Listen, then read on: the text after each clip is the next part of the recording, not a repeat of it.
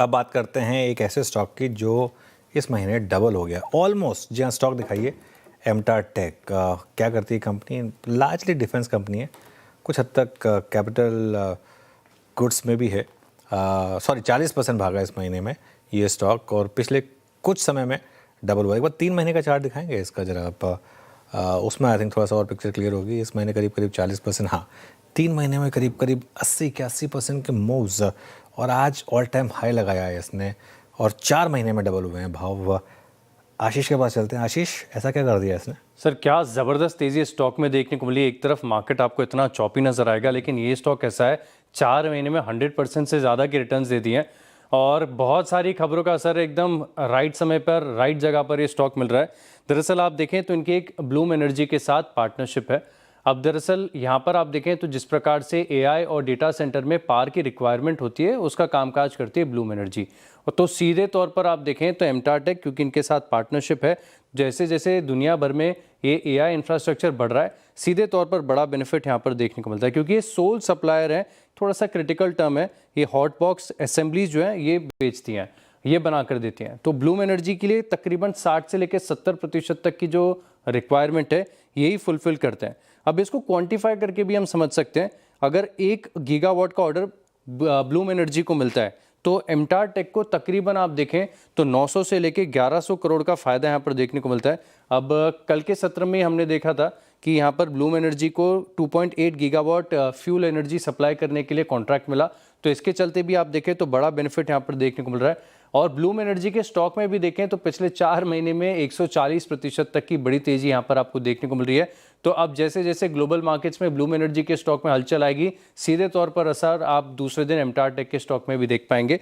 एक और बात ये भी है खास कि जो भारत ने सिविल न्यूक्लियर एनर्जी में एक बड़ा माइलस्टोन हासिल किया था अपने फास्ट ब्रीडर रिएक्टर के चलते, तभी भी हमने स्टॉक दरअसल डिस्कस किया था। कंपनी अगर आप देखें तो ऐसे कोर कंपोनेंट जो है उसमें सप्लाई किया है, और तकरीबन अगर आप देखें तो 1500 करोड़ के आसपास का वर्क ऑर्डर इन्होंने किया है। अब ऑलरेडी 10 से लेके 15 रिएक्टर का काम आगे जाके देखने को मिल सकता है, तो बड़ी ऑर्डर बुक यहाँ पर देखने को मिलेगी। जो क्रिटिकल असेंबलीज होती हैं, बहुत ही नीश काम है, बहुत ही कम दुनिया भर में कंपनीज ऐसी जो इसे कर पाती हैं, तो इसके चलते एक प्रीमियम भी कमांड कर रहा है। पूरा FY26 भी आप देखें तो तकरीबन 2800 करोड़ के ऑर्डर्स को एग्जीक्यूट करके इन्होंने कंप्लीट किया।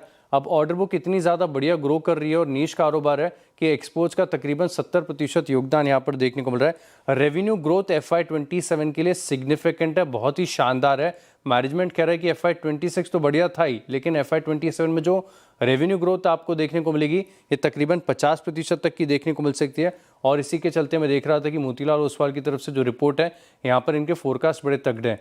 40% कंजर्वेटिव साइड पर ये रेवेन्यू के फोरकास्ट करके चल रहे हैं। CAGR का FY25 से लेकर FY28 तक, एबिटा में 55%, और बॉटम लाइन और भी सुंदर है, 78% की ग्रोथ यहाँ पर देखने को मिल सकती है। तो हाई ग्रोथ नीश कारोबार, लगातार ऑर्डर विंस के चलते आप देखें तो स्टॉक में ज़बरदस्त आउट परफॉर्मेंस नजर आया। ज़बरदस्त आउट परफॉर्मेंस है आशीष, शुक्रिया इस जानकारी के लिए। एक महीने में 40% से ज़्यादा के रिटर्न्स इस साल में अब तक अगर आप देखें तो 104% का रिटर्न दिया है इसने, और पिछले साल यानी कि 1 साल का रिटर्न देखें तो 256 के करीब करीब तगड़ा रिटर्न एमटीआर टेक ने अपने निवेशकों को दिया है। तो जाहिर तौर पर काफ़ी अच्छा स्टॉक, लेकिन क्या ऐसे ही आगे रिटर्न्स मिलते रहेंगे? चार्ट्स पर क्या इंडिकेशन, आशीष कयाल जी? देखिए एमटीआर टेक इस टाइम में अगर 52 वीक हाई पे जो स्टॉक चल रहा है, जैसे कि डिस्कशन भी हो रहा था, वो एक रिलेटिव आउट परफॉर्मेंस बहुत क्लियरली दिखाता है। आज के दिन करीबन 11% से ज्यादा छलांग लगाकर स्टॉक ऊपर है। तो यहाँ इस लेवल्स पे क्रिएट करने में रिस्क रिवॉर्ड बैठेगा नहीं। बाय ऑन डिप्स की रणनीति अपनानी होगी ऐसे आउट परफॉर्मिंग स्टॉक्स में। तो अगर कोई भी डिप नीचे में मिलती है करीबन 4720 के आसपास, थोड़ा सा दूर हो जाएगा, लेकिन 4760 720 के आसपास अगर कोई डिप मिलती है तो वहां पर बाय करिए। ऊपर में टारगेट स्टॉक के करीबन 5300 के देखे जा सकते हैं, और स्टॉप लॉस जो आज का डे लो लगा रखा है वो 4600 का है, वो डे लो का स्टॉप लॉस आप लगा के चल सकते हैं।